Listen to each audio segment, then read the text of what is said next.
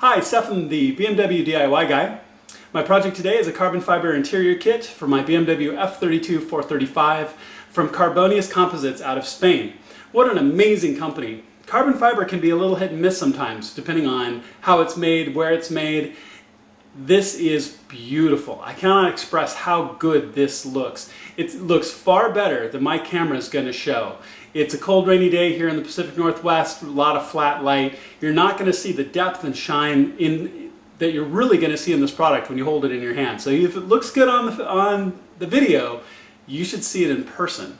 Karbonius makes incredible products. They're also a manufacturer of the legendary carbon fiber intake from the E46 M3 CSL. That was an amazing car, and they've been able to replicate the carbon fiber intake that made one of the many things that made the CSL so special. So they're a fantastic company with years of experience working in carbon fiber, and the product shows it. All in all, this is a really easy install with only a few tools. Let's get out to the garage and let's get started. Starting on the driver's side door first, process is going to be the same on both sides. So there's a little slot right here underneath. I'm going to use my plastic trim tool. I really don't like using metal tools if I can on trim.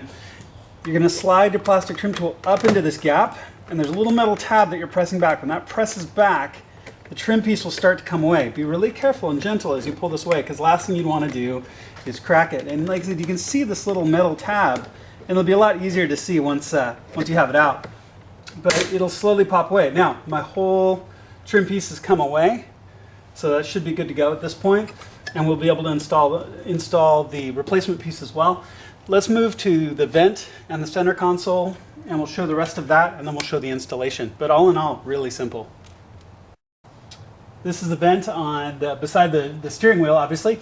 This is probably the easiest of all of them, though. All of them are pretty simple. Just work your plastic tool underneath the vent and slowly work it up and out, and it comes out just like that. Now, there's some folks that will have electronics in this vent, that sort of thing. If you pull it out, be really careful if you've got any extra wiring.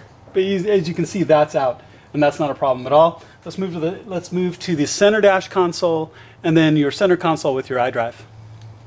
I've got a little bit of reflection off my center display, but it should be okay. Now, this actually you can start by just simply using your fingers. Work your fingers in, and just gently rock this piece forward.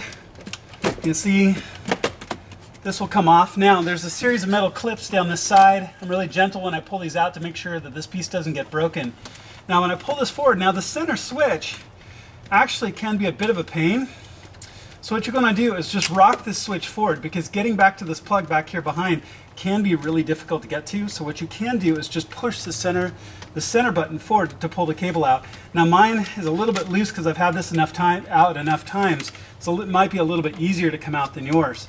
But when this comes out, you should be able to unplug it and then set it aside and install the new piece. So this comes out really simply as well. Now the other thing you may need to do is, again, you've got some metal clips down here at the end. You're going to want to check to see if your metal clips came out of your dash. In my case, most of them did, and you're going to look to probably want to transfer them to the new piece that you got if they don't have them. Make sure to check that.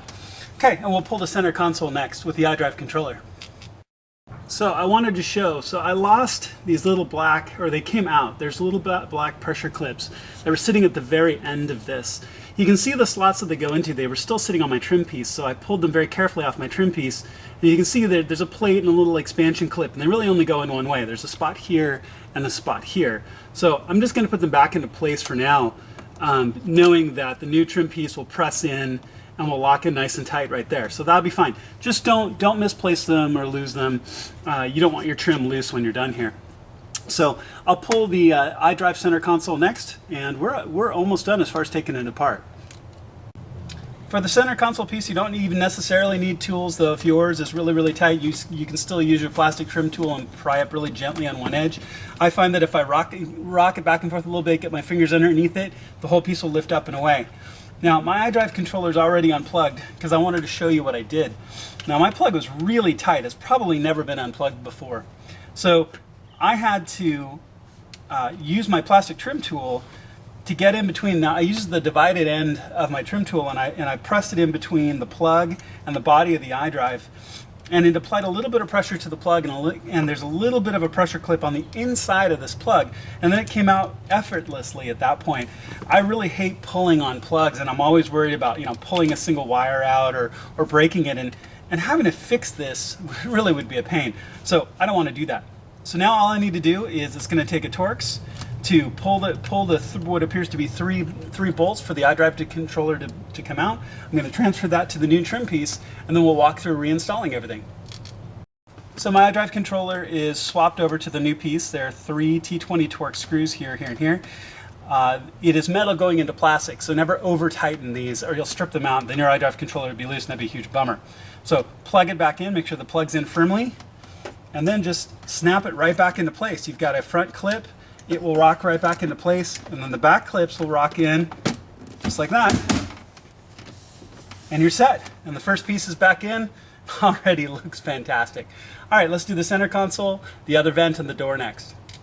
As we look back at the center console here, what you want to make sure to do is, as you feed this back in, there's the 2 plugs that you pulled off. There's the one that goes here on the back, which is really easy to fit back in.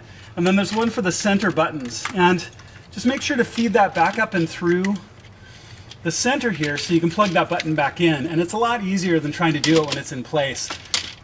Doing it in place is really difficult at times. So you've got your button, you just plug it back in and the button will be good to go. But as you do this, really just make sure to fit all the pieces back in. So you've got this side piece over here that's going to fit into those black clips. Just slowly walk it back in. All the clips will reset. Walk the center console back in with kind of a gentle rocking motion, and it will rock right back into place like that.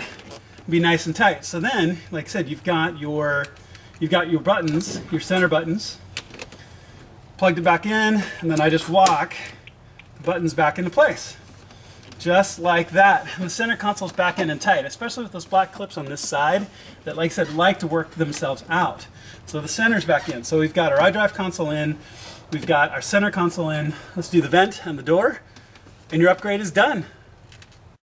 The vent on this side couldn't be easier. Obviously, if you've got gauges or something you've installed into your vent here, you'll want to transfer it. But in this case, I don't. So all you have to do is just walk it right back into place, and it'll press right back in nice and straight, just like that. All right, so you'll have to do both doors. I've pulled the covers off both doors. I'll just show one because the process is the same. So let's show the door, and you're all wrapped up and done. As you look at your door trim piece, it's probably going to be the hardest piece to do, just because you can see the number of clips and posts and little outer pressure posts and this bottom clip and everything you can see. So as you go through this, what I've done is I've transferred 1, 2, 3, 4, all the clips. I've pulled them off of the handle and I've put them back onto the trim piece. I found in this case it's a little bit easier to have the clips here as I put it on, and they go onto all of these little post points than it is the other way around. So there's also a little hook right here at the top, so you want to start at the top, hook that in, and so it gets connected really nicely. And then as you work this down, it will slowly just work its way into place. Now all these clips have to get pressed back on. There's a center post right here that needs to get pressed straight into place. So once that top edge is done, it's a matter of just working it back into place here and slowly getting all of those clips to snap back into place, just like that. So give it a good push, make sure that lower clip is on, make sure all these center clips are nice in and nice and tight. You wouldn't want your door to creak or anything as you pull on it.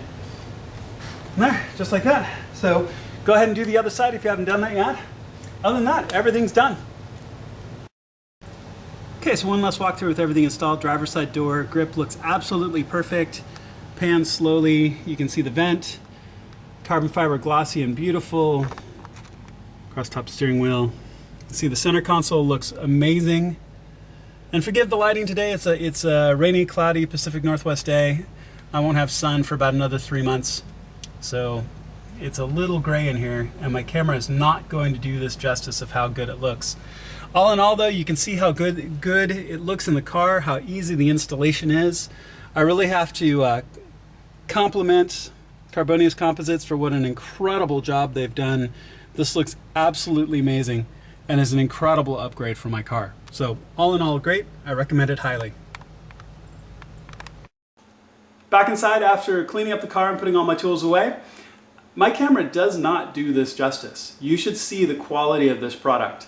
You have a lot of different options for carbon fiber, and even real carbon fiber can be hit and miss depending on the quality of the job that they do. You have everything from vinyl at one end to bad carbon fiber at the other. This is worth it. This is the high quality real carbon fiber kit you want to put in your car. I know that when I get in my car every day, I'm gonna have a big grin on my face, and not just from taking the piano black finger magnet pieces out. This looks absolutely worth it, and the quality of their product shows through. Karbonius has a long reputation of making really high quality products, and this shows it. I want to thank them for the project today and recommend them as highly as I possibly can. If you like what you've seen today, please click subscribe. It makes a difference, and I look forward to seeing you on my next video.